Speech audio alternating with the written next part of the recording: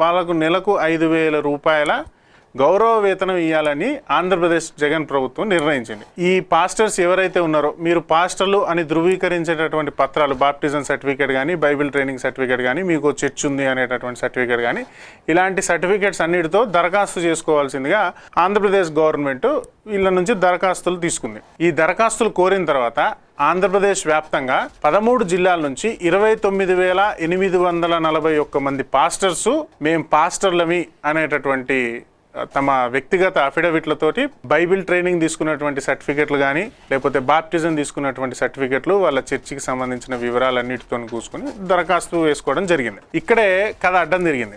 ఇన్నాళ్ళు గుట్టుగా బతుకుతున్నటువంటి పాస్టర్లందరూ ఇప్పుడు ఆధారాలతో సహా రోడ్డు మీద పడ్డారు.